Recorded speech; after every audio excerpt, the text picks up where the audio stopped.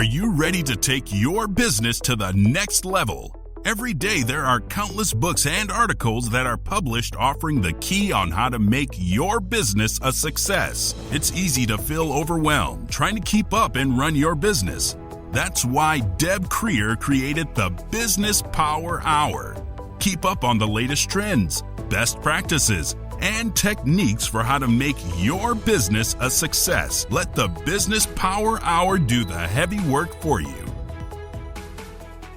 Good morning. Good morning. I am Deb Creer, and I am passionate about giving professionals the tools that they need to make themselves and their businesses as successful as possible.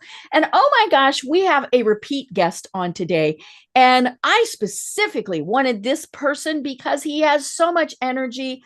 Love him, love him, love him. And so please join me in welcoming back Dapo Willis. Dapo, how are you doing? I'm doing amazing. It's good to catch up with you again, Deb. Such a fun chat before, and I looked it up. It was just back in December, but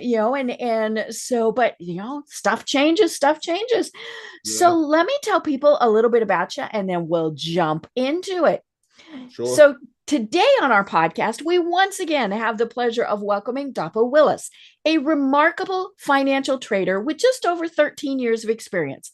Doesn't sound like a lot, but he started his journey at just 17. Dapo moved from Nigeria to England and has since built a multi-million-dollar hedge fund managing $150 million in assets. Whew!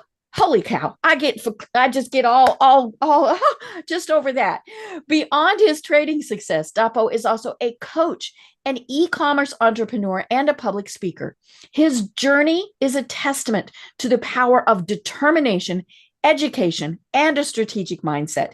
He is also the author of the Millionaire Trader's Handbook, Proven Strategies for Building Wealth Through the Financial Market. So join us as we dive deep and get his insights and strategies on a variety of topics today.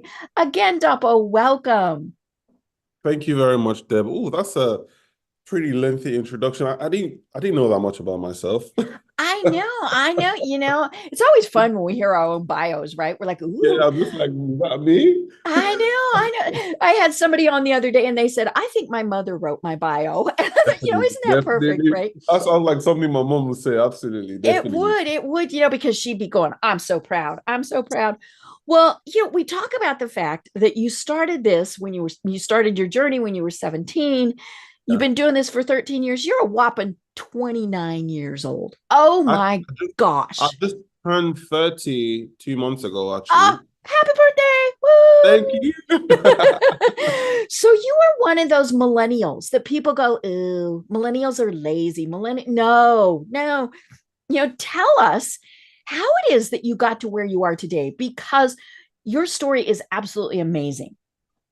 So first of all, they say millennials are lazy. I think they say the same about the Gen Z as well. They just like... And you know what? We're the parents. And so if we're saying that, we're blaming ourselves. Exactly. So, but how did I get to where I am in a very short period of time? I think for me, the game changer was just starting early, pretty much. Yeah, I definitely started very early. At 5 years old, I had my own checkbook, not from the bank, but I literally cut it out myself. Oh, I love it. I cut it out myself, and I wanted to do all the things all the adults around me were doing. So I grew up in a household whereby I was the youngest. My mom had me when she was really young, so I pretty much was brought up with my grandparents, and obviously my mom's siblings were there as well. So yeah, when you grow up in a household whereby the person who is next to you in age is probably 9 years older than me, and then the next person after that is 15 years older than me, you're forced to listen into senior. Right. You grow up kind of fast. Very fast. I grew up. I think that's my... when I walk around now, I'm a 30-year-old man, but I've got people... My mom says you're a 55-year-old man, literally a 60-year-old man in a 30-year-old man's body. Literally, that's what it is. So, I'm not even going to lie. I had the advantage, and the advantage was just growing up around older people. So right. how I approached life was very different from how most of my contemporaries approach Mhm. life. How I see things is completely different. I always see things from a bird's eye view. I Mhm. always see things from a wise man's perspective. Why? Because when you grow up among people who are way older than you, Mhm. you see them make good decisions and you Mhm. see them make bad decisions as Mhm. well. And you're just able to be like, okay, um, I'm gonna pick what I feel is best for me. Mhm. And I was really close to my grandfather, Mhm. who was pretty well off. So Mhm. being well off kind of like it exposed me to other well off people, Mhm. Mhm. well off conversations. From a very young age. Mhm. I said this in the previous podcast. I was Mhm. literally in the living room one time. I was on the dining table and my grandfather's friend came in and he was just going on and on about how he just lost 12 million US dollars. I'm like, hmm. Oh. Even my grandfather was taken aback, like, yo, Mhm. but Mhm. obviously he didn't act like it was a big deal. It was like, hey, sorry about that. But Anybody else would yeah, say 12. He was saying 12 million, right? yeah. He was like, hmm. But I could tell like he was a bit shook as well. Mhm. So Right. I was privileged to all these things growing up. And I don't like when people try and downplay their humble beginnings. I don't like when people try and downplay where they come from and try and Mhm. act like they came from absolutely nothing. Mhm. And they like the grass to grace story. I'm not here to Mhm. peddle that, right? Mhm. And I'm also here to tell people that, I mean, your story is your story. You Right. get what I mean? Like you need to embrace the Mhm. journey. People Mhm. have different journeys. Do Mhm. you get what I'm saying? Like even if you don't have well-off people around you, you Mhm. can use you can derive motivation from Right. whatever There's that's so around many you. resources out there. Exactly. So I mean that's why I was able to cover so much ground in a short period of Mhm. time because I've always felt my contemporaries were 10 years, 15, 20 Mhm. years older Right. than me. You get what I Mhm. mean? Like, I Mhm. go for meetings now and I'm literally the youngest person, and most of them are actually Mhm. working for me, Mhm. So I've always, like, I'm trying to be the richest black man in the world, first Mhm. of all. Ooh, You get what I mean? Like, I love it. you get what I mean? Like, Mhm. the vision is, Mhm. like, Mhm. is huge. Right. So I mean, like when you grow up amongst older people, like I use that to my advantage. I mean, Mhm. some people Right. be like, oh, don't forget my parents were not together. I mean, I could Mhm. say, oh, I'm from a dysfunctional home and just Mhm. take to drugs, something like that, right? Mhm. Right.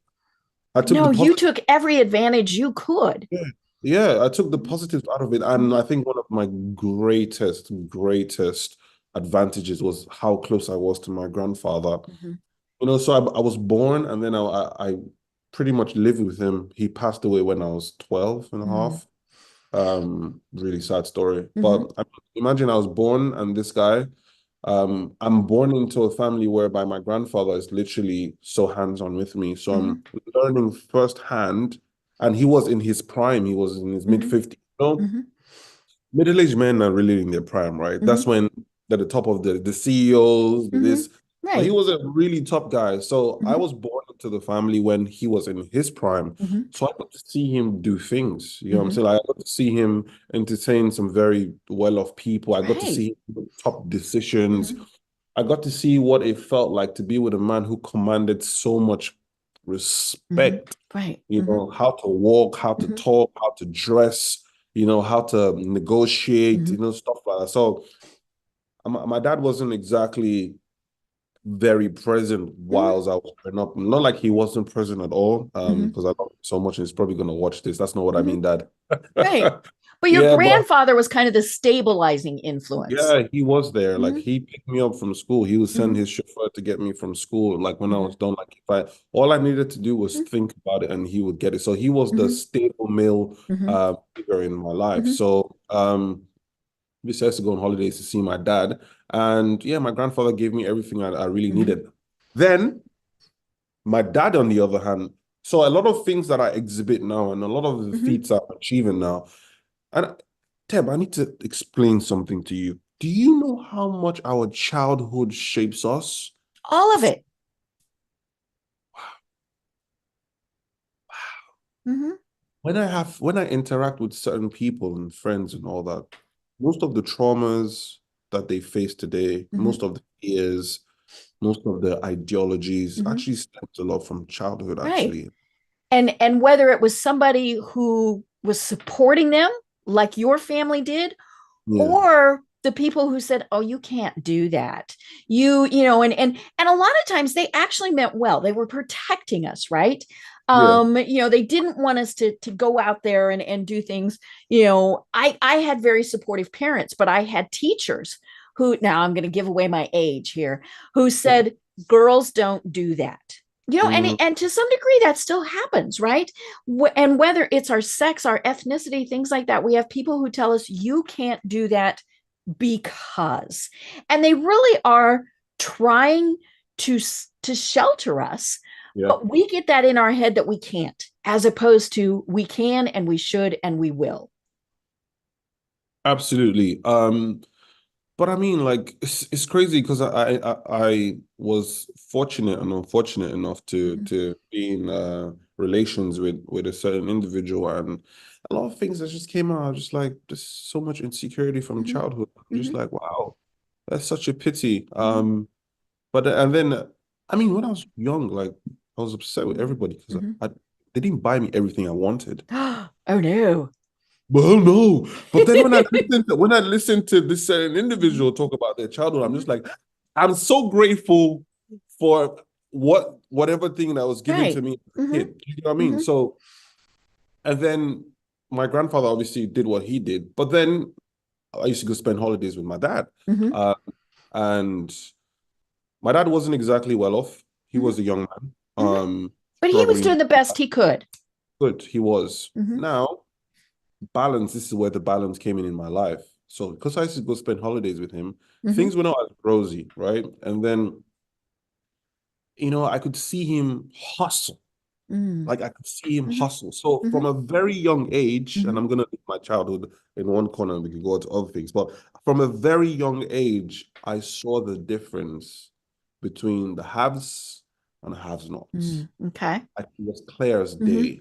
And you So decided where you were going to be. I exactly that decided where I was going to pitch my tent. Mhm. Get what I mean? Mhm. So, but I didn't let my father down or anything. Like Mhm. and the funny thing is, I just used to vibe with him. I just follow him Mhm. to his daily hustle, his work, Mhm. and from him, I learned what it felt like to get on my feet Right. and go Mhm. get things And he done. was, I'm sure, a hard worker, and you Very learned hard work. that. Mhm. Exactly. So Mhm. my grandfather, so this is a classic case of rich dad, poor Mhm. dad, right? Mhm. So my grandfather, who, I mean, he didn't want me to stress about nothing. Mhm. Like you Right. are a prized Mhm. possession, I Mhm. don't want anything scratches on you, Mhm. my. Mhm. You get what I mean? So I was like, all right, cool, thank you. I was going for the expensive Rotary. I don't know if you know Mhm. the club called Rotary. There's a NGO called Rotary. Like you go for Okay. stuff like that. Mhm. You go for it was nice and wear Mhm. expensive things, clothes and everything. But then when I used to go spend time with my dad, totally different ball Mhm. game. So Mhm. I learned balance. I Right. understood, okay, in order for me to achieve this, Mhm. my rich dad wasn't showing me much about Mhm. the hustle. He Right. he already hustled, right? He'd been there. He's Mhm. been there. You get Mhm. what I'm saying? Mhm. But this, my dad, I don't want to Mhm. call him my poor dad. My rich dad was Mhm. like, I like this. I'm in the Mhm. process right now. So I got Mhm. to understand firsthand, Mhm. what the process was like. Mhm. Mhm. First of all, I knew where I wanted to be, Mhm. but now I understood what it took, grit, Mhm. how much energy Mhm. and Mhm. what you needed to go through. So that being said, you have that background, you Mhm. have what it takes. You have the hustle in you, and Mhm. you have affluence in you Mhm. as well, and you Mhm. have exposure, a lot Mhm. of financial and societal Mhm. exposure, and you Mhm. have hustle. Like you have the hustle of a hungry man, and you have the ideologies and Mhm. the big thinking of an affluent man. You Mhm. put these things Mhm. two things together, and you have a kid like me who really likes to live a decent life. And I mean, you have the perfect Mhm. recipe Right. for the next richest black Mhm. man in the world. Right. If you ask me. So how old were you when you went to England? Because I know you were Um, just a wee little guy. yeah, I was really young. I was about 17 years old. Mhm. I was very young. I just finished high school at the Mhm. time, and I had a cousin of mine who was he was about 9 years older than me. He was Mhm. struggling to get a job.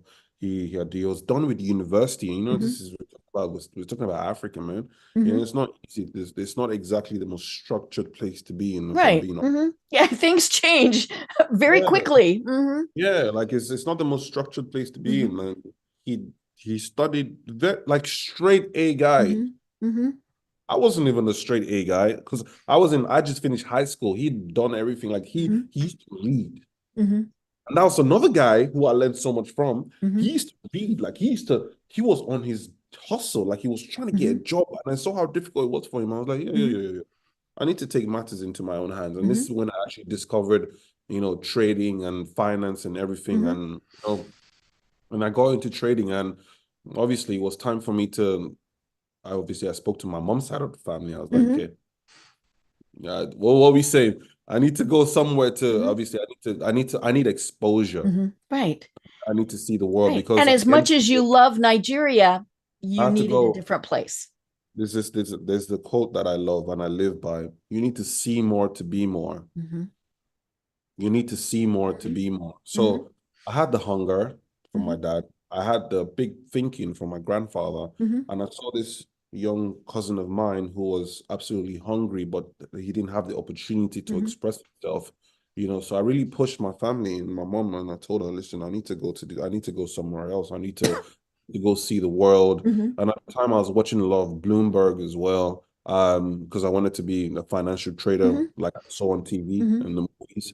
I don't know if you know Gordon Gekko back in Oh the yeah, day. good old Wall Street. Mm-hmm. Oh, Mm-hmm. so I watched both movies 26 times, 26 times, So I saw the tall buildings in Wall Street and I used to see them on Canary Wharf and Bloomberg. I'm Mm-hmm. like, yeah, I need to go here. Mm-hmm. I need to Mm-hmm. go make something of myself. And a little tussle here and there. And eventually I was let to go, Mm-hmm. let off to go do what I needed to do. And Mm-hmm. I went to UK and like I said, everything stems from childhood, Deb. I Mm-hmm. got there and I'm with my friends was 17, 18, but I'm thinking about how can I register my company? I'm thinking Right. about And they're playing a video game.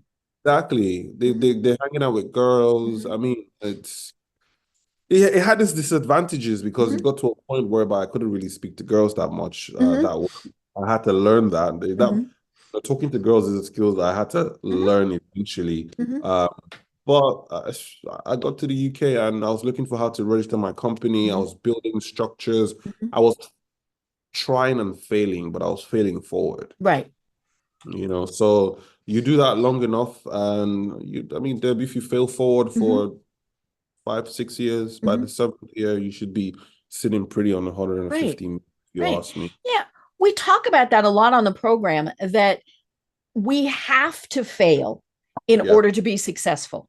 right. Nothing is handed to us. You talk about that in your book. There's no get rich quick schemes, none of those things. We have to fail. And the important thing is, what the heck did you learn from failing in order to be successful? And sometimes you fail quite a bit. I mean, we've all heard about Edison had 1,000 ideas before he had the light bulb.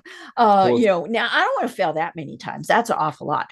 But there's just that's we scary. yeah, we don't want, and when it's a get rich quick thing, it doesn't mean as much either. I mean, I don't watch these shows, but we have these shows here in the States, the rich kids of the wealthy and famous or whatever. Mm-mm. And Keeping up you with the Joneses and yeah, Kardashians.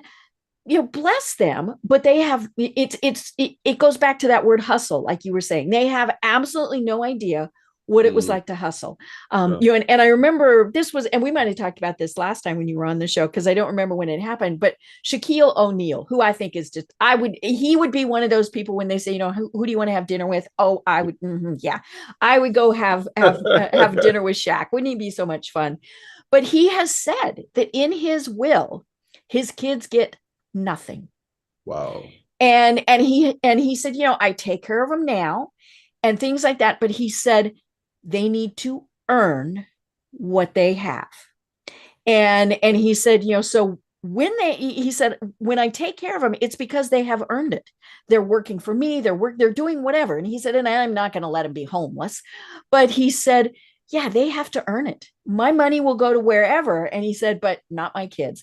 And his kids all know that. And they went, okay, fine. But and so they're learning from him the importance of hustle and doing all of that.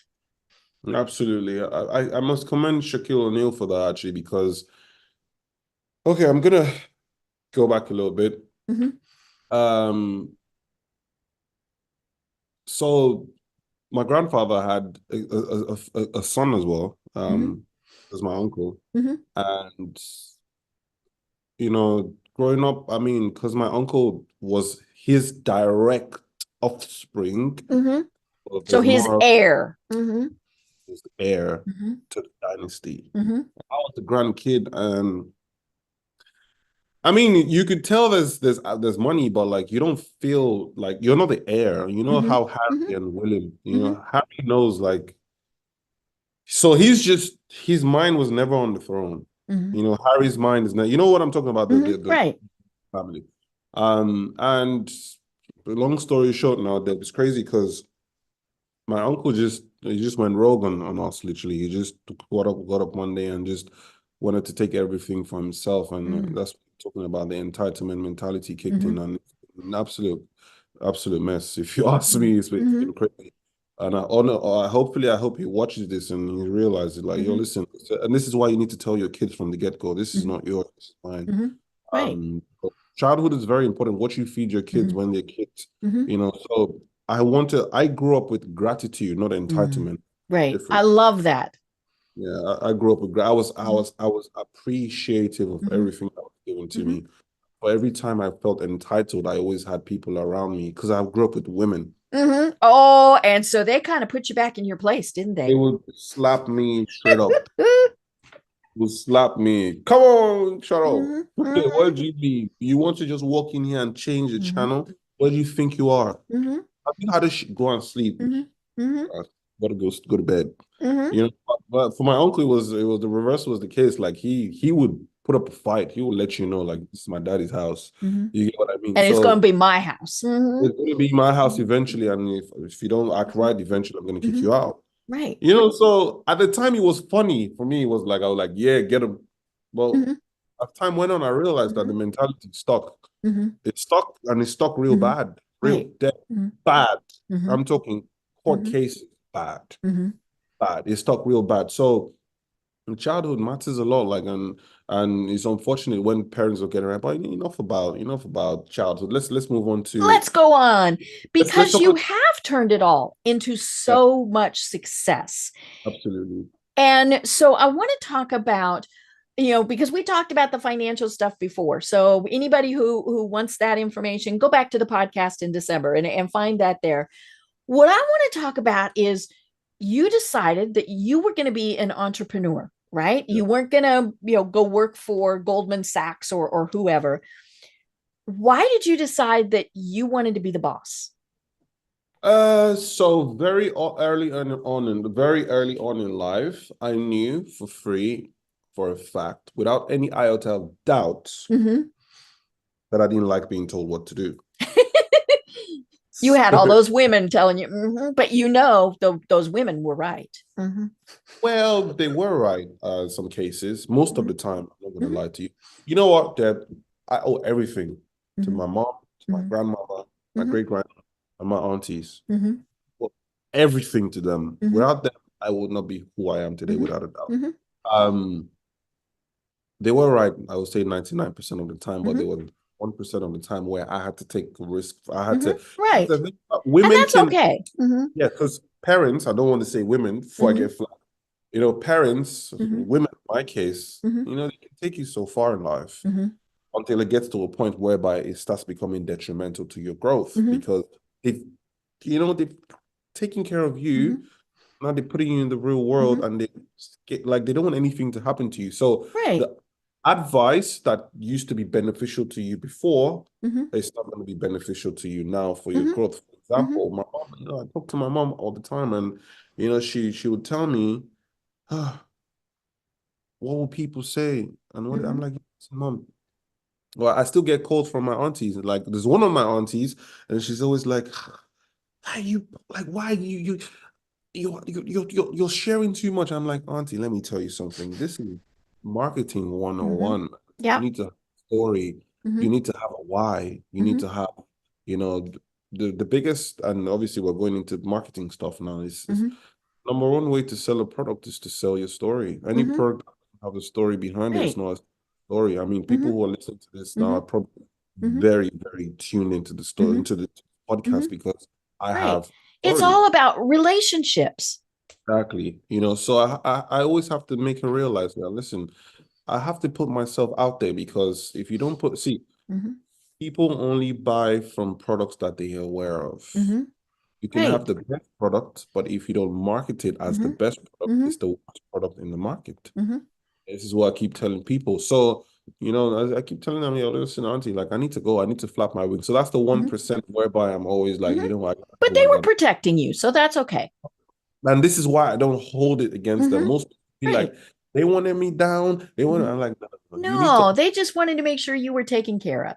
you. Well, I was well taken care of. And I'm like, listen, I'm a big boy now. Mm-hmm. And without any fear of mine, I went into, marketing myself Mm-hmm. a whole lot and Mm-hmm. marketing Mm-hmm. skills. Mm-hmm. So back to your question, I wanted to be an entrepreneur because I didn't like being told what to do. Mm-hmm. One, secondly, I felt like I had so much to give the world. Like I Mm-hmm. had, and one thing about me, my propensity for growth is very high. Mm-hmm. Right. Who you I mean, there's spoke to? not a lot of people who decide they're going to be the richest person in the world. you know, Exactly. and, Exactly. we might So think, I want to be able to buy a car that I like, or exactly. you're going up and no, you've got your goal set as high as it Really can be. high. Who I was in December when we Mm-hmm. had the podcast and Mm-hmm. who I am now is two different people. Mm-hmm. Right. I've Because grown you've grown. Mm-hmm. significantly. Mm-hmm. And I mean, I can't really be in an establishment if my propensity to grow is that high. I need to be Mm-hmm. running my own ship Mm-hmm. so that Right. I can, and I keep telling people, and I don't do business partnerships as well. Mm-hmm. I don't part like all my companies, I own them literally 100%. The only Mm-hmm. shareholders are my mom and my dad. Mm-hmm. I give them like 1% each Mm-hmm. because by law you need to have that. Mm-hmm. But aside from that, now the reason I do that Mm-hmm. is because I like to grow and store at my Mm-hmm. own pace. Right. Mm-hmm. I like to grow and stall at my own pace. Mm-hmm. There's certain times whereby I need to leave certain things alone and Mm-hmm. revisit it at a later time. Mm-hmm. But if I have a business partner who's partnering with me on that business, they will never understand. If you have shareholders breathing down your Mm-hmm. neck, Mm-hmm. you will never really be Right. able to do things that Mm-hmm. sometimes Yeah, you can't take risk. You can't do something unexpected. All of those exactly. things. Mm-hmm. Sometimes I mean, it's sometimes you don't have the necessary technical know-how and the Mm-hmm. knowledge Mm-hmm.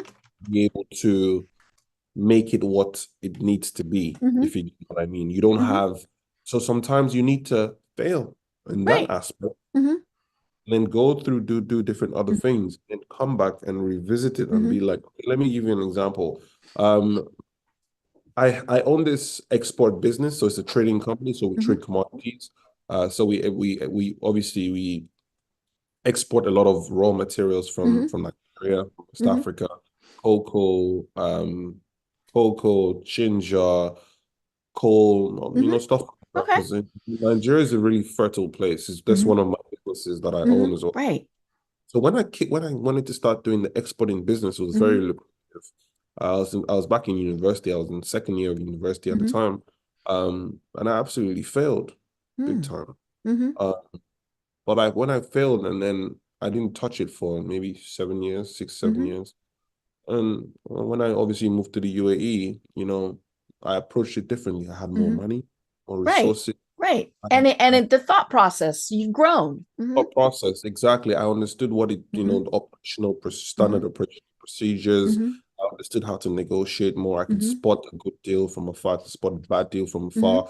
I knew what it took to, like I always tell people, I don't mind losing money up front. Mm-hmm. And so this is one of my business principles. Like I would lose money up front. I don't Mm-hmm. mind. But I mean, when I was in university, I didn't have money to lose up front. Right. You had rent to pay too, and things like that.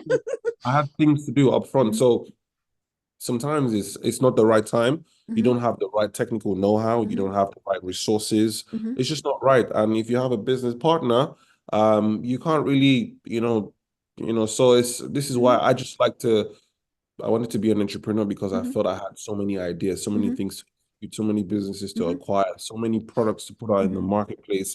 And I wanted to do them at my pace, Mhm. my time, and be able to scale it Mhm. as big as I wanted to Mhm. scale it. Right. I hope And bring on who you needed, right? That exactly. for those places where you don't have that knowledge. Yeah. And yeah, a lot of times when you have, and especially if it's somebody who's been in business longer, they're just going to have or assume that they have better knowledge. Now they might, I mean, but that also might be restrictive. Yeah. Very restrictive. So what I do now actually is very simple. I don't partner with anybody. If Mhm. I'm gonna, whatever strength my partner is gonna bring to me, Mhm. I'm gonna find somebody who I'm Mhm. gonna pay Right. Mhm. the exact same thing. I'm not gonna Mhm. share. Mhm. I don't mind giving you, I don't mind giving you percentage of the Mhm. profit, Right. Mhm. but the ball stops with me. Mhm. Mhm. Right. It's not for me. So it's a very, I know it sounds very, I know most people are like, oh, he must be a control freak. I'm actually not a control freak. Mhm. The reason I do that is because I'm too much of a nice person. You have to understand I was raised by women. Right. Mhm. My emotional potent is very Mhm. high. Right. And so you want to please people. I'm the huge people pleaser. I mean, I jumped on the podcast because I could not find myself telling them to compose an email to Mhm. postpone this podcast again. I wasn't Mhm. going to do you. It trickles down to everything. So I have to, it's something I had to learn. Like Mhm. I have to put up a very Mhm. strong front. I'll be like, no, you have to do this. So Mhm. naturally, I'm a huge people pleaser, Mhm. and yeah, the world is a very crazy place. People will walk Mhm. all over you. It can be a You know tough place, especially the financial world, right? exactly. So. Mhm.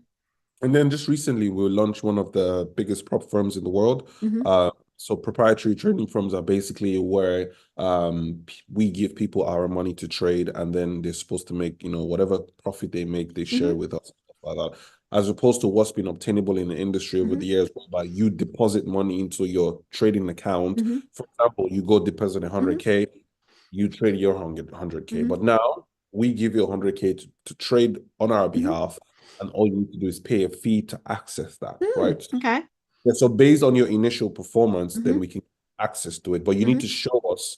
So you pay a fee for like maybe $200, Mhm. and then you just trade maybe a couple of simulated accounts, and Mhm. then we say, "Oh, move over." So Mhm. instead of gambling 100K of your money, Mhm.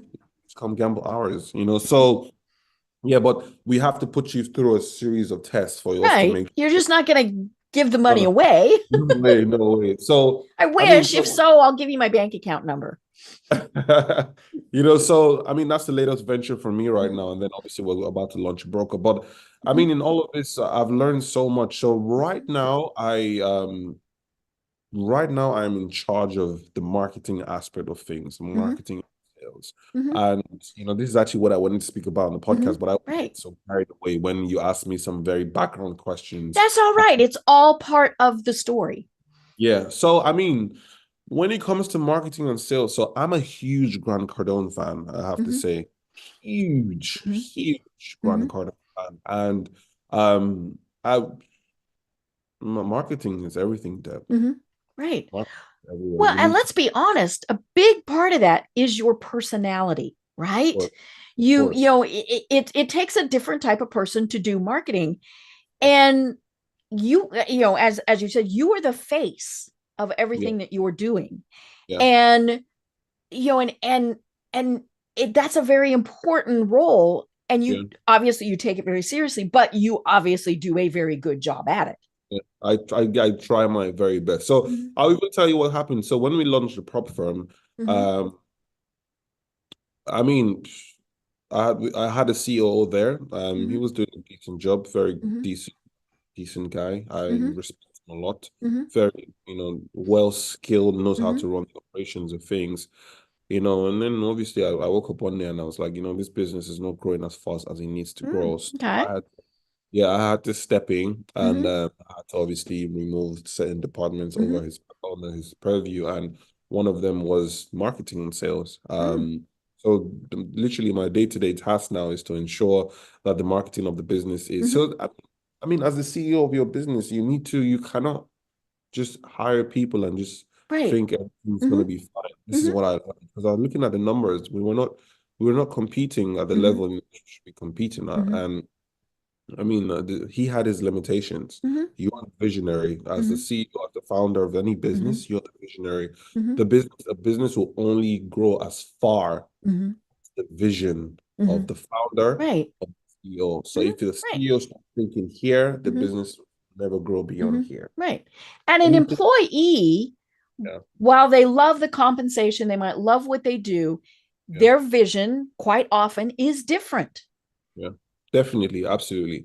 And I mean, then I started to attend more meetings because I just thought, I mean, this can't be that difficult. Like I was busy. Like I run several other businesses. I manage funds as well. So one day I just attended one of the team meetings. I was just like, nah, the business, something isn't right. Should be bigger than this. And so I jumped into a more marketing capacity. And it's been absolutely amazing doing more podcasts, doing more YouTube videos. You know what, Deb, right? I like finance, okay? Like I like to trade and stuff like that. But you see, marketing, like my eyes lit up. You get what I mean? Like your ability to convince a customer to buy from you, consumer buying behavior, it makes something in that makes me tingle. I think I really like that. You know, so yeah, so we've I've taken over that, and we've literally been expanding massively, spending more money on ads, and you can try different ad creatives and stuff like that. So guys, if you're listening to this, marketing is everything. Grant Cardone always says, "I'll go broke marketing." I'll go broke and that's marketing. where so many companies cut back. Because I do marketing and public relations, and it's that's they always say, the first place they cut. Yeah, we're going to cut that, and it's like, but how are people going to know you exist if you're cutting that, whether with personnel, resources, whatever, And then I hear so many people say, but I don't like sales. I don't want to do that. I'm going to hire. No, you as the founder of your company are your chief salesperson. And yeah, again, you can pay somebody else to do some of that stuff, but you are the face. Now it is different if you're the CEO of, a company that's got 1,000 employees and all sorts of stuff like that. But we, as the founders, still have to be, and the CEOs, we are the face of that organization, which means, we might have those people who work for us, but we're the head of marketing, we're the head of sales, we're the head of all of that. Everything, so. And as I looked into the sales department, I'm like, we have more people in customer service than we had in sales. I'm like, nah, something's wrong. You can't have more people in customer service than you have in sales. Because which customers are you servicing? If there's not that many and to me, they're the same people, right? And I'm just like, what are you doing? So I had to dive in, and honestly, I've been having such a nice time. Like now, I've missed running my business. Honestly, like I've missed because I actually had a downtime. I was going through a lot. You know how we think we were human as well. Stuff and don't happens. forget, my emotional quotient is quite high. So just one little shake up here and there. Girl say she doesn't like you that much anymore. You're like, you're out for like 4 months. So I had to come back, back into the game, but get my back in the game, and absolutely amazing. So I love to do business. I absolutely love to run my organizations. And once again, guys, I'm going to leave you guys with this, right? Content is king. You need to keep churning out content. Content, if there's anything I've learned, marketing and sales, you can have the worst product in the world. Get your content out there. And don't just post on Instagram and Facebook. Spend some money, run some ads. It's such a simple game. Get a good ad creative, run ads to it, get the leads, phone number, email, first name, last name, get somebody on the phone, those phone calls. You can turn the most rubbish business in the world to the most profitable venture. It's such a very simple equation, right? good ad creative, spend some money on marketing. The leads are going to come out, pick up the phone, call them, yada, yada. And by the time you've called 500 people, you know what your conversion rates are Right. based on the objections that they give you as to why they buy your product. Right. So then you know, what do you need to change in the content? Thank you. And then you also know then you also understand what you need to change in the product as well. So see, the best place for you to be able to validate your product, be able to get first-hand feedback is not from your developers or from your mom or your dad. It's the marketplace. You need to put it out there. So if you're into this, start now. You need to start where you are with what you have. Start now. Start with what you have, where you are. Start now. Right. And I mean, my first 10,000 subscribers on YouTube, I used my iPhone to record. Like I got my first 10,000 subscribers on my iPhone, which my assistant now uses. You know, I see him, he just using like he's just doing the phone like that. I'm like, you don't even know what you're holding. Like after that, the phone took me to 20K subscribers. We don't need Hollywood productions. Oh, just use what you have where you are. And he's just doing the phone. Like when I look at the phone, I just laugh. I'm just like, this guy doesn't know like this is what. And then now we've got fancy cameras. I just spent like $6,000 on the camera. Like, but before all of this, we started small with what we have, where we were. And we started at that very point. So and people understand that. I mean, you know, if I see some slick production or something like that, then I'm thinking, you know, and maybe this goes back to long ago in my nonprofit world.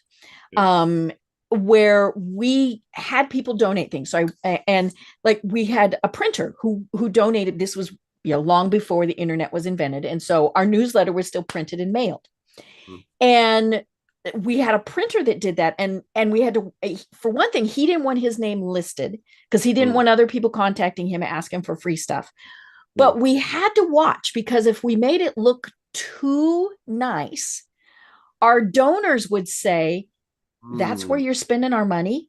But we also couldn't have it look crappy, because they'd say, well, you can't even produce this. And so there was kind of that fine line in there of how are we going to, you know, make it look good at the appropriate level. Using people is a full-time job, you know. Using people is a full-time job. But I totally get it, because now, Deb, I'm telling you, like, you see, business will turn you to a different kind of animal. Trust me. Like, my mom, when I talk to my mom these days, she's like, "Oh my God, I don't want my baby to change. Mommy, I gotta change." Like, if you, I mean, you're proud of me, right? Like, you see everything, everywhere my mom goes now, they're always talking like, "Oh my God, Dapo did this. Dapo, I saw him on this podcast, that show, blah blah blah." Like, yeah, mom, you see, that doesn't happen by accident, okay? It's a lot of hard work. A lot of hard work, and there's a lot of tough decisions, there's a lot of sacrifice, and it's a lot of shutting things down, there's a lot of cutting people off, and it's a lot, you know, when you're growing and advancing through life and going to the next phase. See, I have conversations with, you know, some of my old friends, and I'm just like, wow, you actually haven't grown that much. Goodness, you know, so, and it's tough. And this is what people don't talk about entrepreneurship is, because my propensity for growth is so high, you know, you outgrow people really fast. And I'm just like, nah, come on, no. Right. You can't, you know, and it used to make me feel so bad, but try as much as possible to start looking for friends on the same level as you are. Right. Yeah. Yeah. I love the saying, don't be the smartest person in the room. Right. Yeah. You know, you always want to be surrounded by people who are smarter than you, that you can learn from. But you know, our ego wants us to be the top, right? You know, but yeah, you know, we want to be around those smart people so that we make ourselves smarter. You know what I figured, Deb? Anytime I hang out with people, my contemporaries right now, it's like, so I struggle like this. I've never shared this. I'm probably going to have to speak to this. I'm going to have to speak about this to my therapist once I'm done with you. That's all right. Tell me. My therapy notes, I'm telling you. You know, when I'm hanging out with my friends, I struggle to keep up with the conversation and the social. I struggle. Like I have to literally like bring out I have to like, okay, right. Because they're I'm talking about something almost foreign to you. yeah, like foreign to me. And when I'm done, I'm just like, Mm-hmm. when I'm back home, I'm just like, okay, I can only do this once a week. I can Mm-hmm. only do this Mm-hmm. once a week. And then one time I was at the flight, and then I stumbled on it was business first class actually, and this guy in front of me, and he looked back because he was obviously of my race, Mm-hmm. and we were flying to the same destination, and he Mm-hmm. was like, I'm like, nice to meet you, like nice. I'm Mm-hmm. like, where you heading? So he mentioned the name of the city he was going to, Mm-hmm. and that's the city I was born in. Ah. When you meet somebody, Mm-hmm. literally we're in Dubai Mm-hmm. and we're flying to Nigeria, Mm-hmm. but he's going to a city that I was born in. So when you are in a different country and you Mm-hmm. meet somebody going to back from to the US and then they Mm-hmm. mention going to a city Mm-hmm. you were born in, you're just Mm-hmm. like, ah, Right. so instantly we clicked. Mm-hmm. Started talking, blah, blah, blah. I'm 30 years old. This man is 52 years old. Mm-hmm. And Deb, honestly, that was one of the best decisions I made. I kept in Mm-hmm. touch. I flew Mm-hmm. back to Dubai. Mm-hmm. I, I because I realized when I'm speaking to him, like it's not foreign. I'm talking to him, and he gets it, and Mm-hmm. Mm-hmm. he gets it so much. And then I'm telling him stuff. He's like, listen, he talks to me as a friend, Mm-hmm. and he's also able to give me a lot of advice. He's Mm-hmm. like, at Right. this point in your life, you want to be as religious as possible. Mm-hmm. You are facing, you're about to transcend to the next level. You Mm-hmm. don't understand things going on around you Mm-hmm. out of he gives me so much amazing, and I'm just like, if there's any friendship I'm grateful for, is that. So what I'm trying to say here in essence is to summarize is as you start to level up, as you start to Mm-hmm. go to the next level, try as much as possible to look for friends Mm-hmm. with Right. that Mm-hmm. circle as Mm-hmm. well. People who are higher than you, because Mm-hmm. first of all, they're not intimidated by you. Mm-hmm. Intimidation is less. Even if Mm-hmm. they are, it's not. Mm-hmm. I mean, like, what do you have that they don't have? Right. They might Second, be in awe, but maybe, but not intimidated. Mm-hmm. not intimidated. Like, and then the conversation's a lot easier because they've done things you're Mm-hmm. trying to do. Mm-hmm. Right. When you keep yourself in circles whereby, I used to have this, I used to be in a relationship with this girl, and I started to grow, I started to evolve, Mm-hmm. and you could hear the Mm-hmm. slight remarks here and Mm-hmm. there. And just find yourself like, Deb, the worst thing you can do is just surround yourself with people that you can clearly see that you are elevating to the next level, but you're Mm-hmm. still trying to down yourself down to Mm-hmm. please them for Right. validation because of the Mm-hmm. people you've known. Mm-hmm. And there's nothing you can do. They're still going to hate you anyway. All it Mm-hmm. takes is for you to do one thing Mm-hmm. wrong. Oh, and they pounce. Mm-hmm. Mm-hmm. It will pounce on you. Mm-hmm. Right. It will present you. Mm-hmm. And, it took me months. Mm-hmm. I was like, it's me, I'm sorry. I spent Mm-hmm. money. I did this. I Mm-hmm. And it apologized. just wasn't going to work. It wasn't gonna work. They just, Mm-hmm. it was. I was like, what have I done wrong? Oh, Mm-hmm. yeah, my mom was like, You what you did wrong? didn't. You leveled up. I mean, I Mm-hmm. did something wrong. Like I did something wrong. But the truth is, I was just trying to fix it. Like, I'm sorry, I'm Mm-hmm. human. Like, you know what I Mm-hmm. mean? Like, Right. they were like, no, you Mm-hmm. are a bad Mm-hmm. guy. Right. Right. Well, one of my favorite sayings is that, we are the sum of the five people we spend the most time with, right? And are we spending time with people who are going to encourage us, who are going to improve us, cheer for us, right? We want Yes. somebody, and we're going to reciprocate, but yeah, who are you spending time with? And of course, everybody defines success differently. I remember years ago, won't tell you how long ago, when I went to my 10th year high school reunion. Mm. One of the people wanted to give prizes, for all sorts of stuff. And they do that at reunions. And she said, I want to give a prize for the most successful. And I said, really? How are you going to determine that? And her only criteria was how much somebody made. And so I'm thinking, well, I'm not sure how you're going to find that out. But I said, that's great. But the person who has 4 kids that they're raising and having a wonderful family, they might think they're the most successful.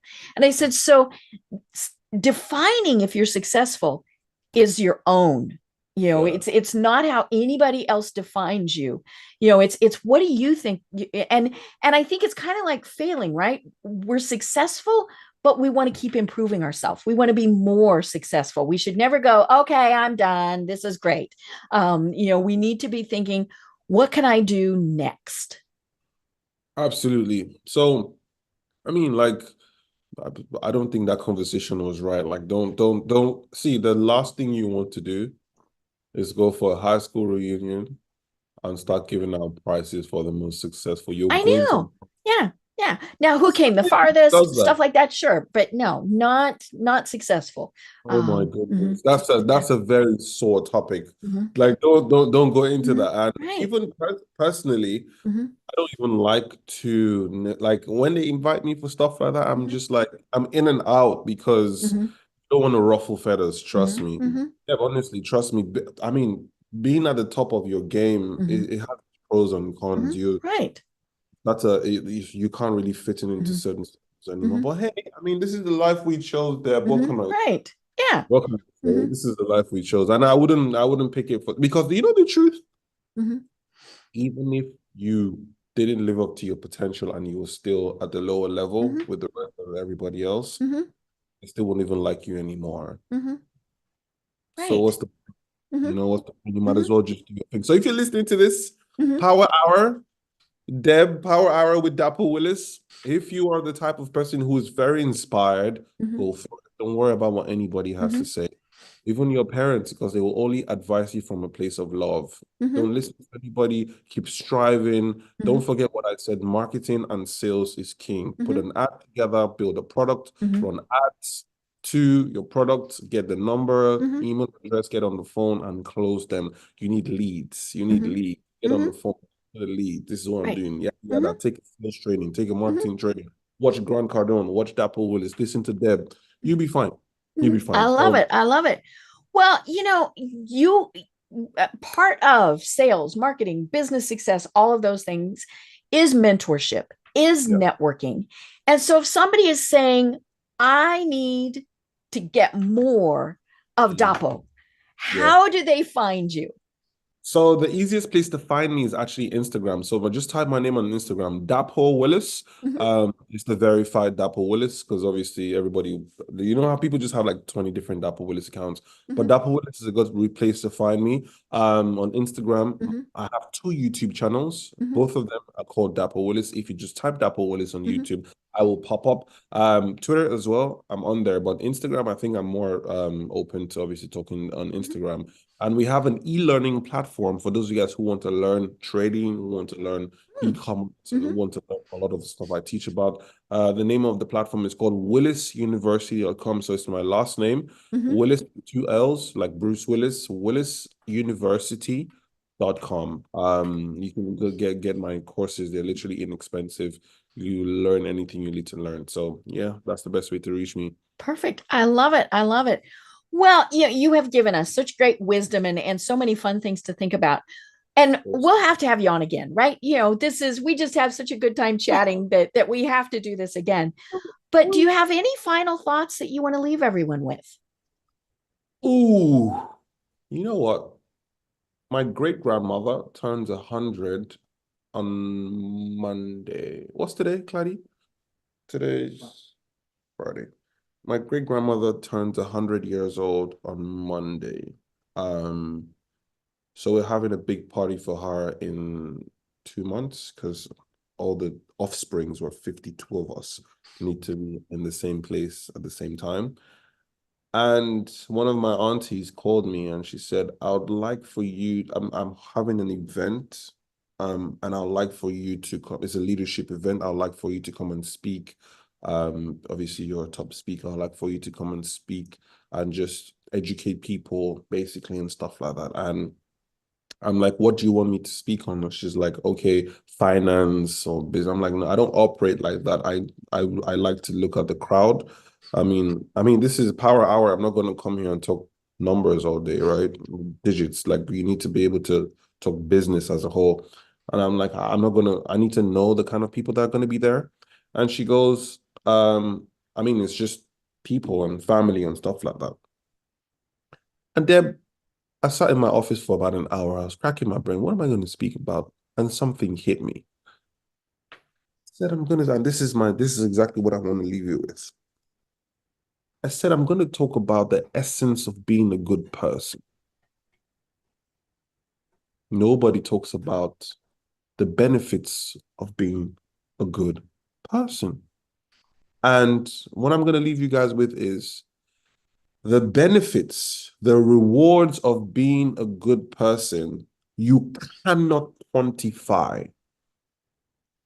Getting up for an elderly person to sit down, saying hi, being cheerful, being honest, being diligent, supporting people, being a general, an all-round good guy, I feel is the most important skill you can have as an individual, whether you're a business person or you're a 9-to-5 person. I think we're in the world right now, we have a very, very short supply of good people. Be a good person and see how far that takes you. Because when you're a good person, the places, doors whereby you are trying to knock on, and then you're just like, he helped me when I was on the bus and I didn't have $2. Oh, yeah, you never I feel like I've gotten this far so quickly because of goodwill. I'm not saying I'm the best person, but just like to be a good person. Like, it doesn't take clarity. Do you think I'm a good person, or do you think I'm a good boss or a bad boss? Yeah, very good boss. Of course, he had to say that. Of course he does. Yeah. But I'm just saying, like, just be the places you have to draw the line. Like, I'm a CEO, so I have to be mean sometimes. But like on a normal day, like, just be a damn good person. It would take you further than any skill you have in life, because you can have the best astro skills, physics, maths, finance skills. If you're a shitty person, only go so far. So Deb, that's my final take. Be a good person. Oh my gosh. I love it. I love it. I've been having so much fun talking with you again. I'm Deb Creer. I've been having a great conversation with Dapo Willis. And until next time, everyone have an absolutely great day. Tune in for our next program for even more trends, best practices, and techniques for how to make your business a success. The Business Power Hour, hosted by Deb Creer, is proud to be part of the C-Suite Network.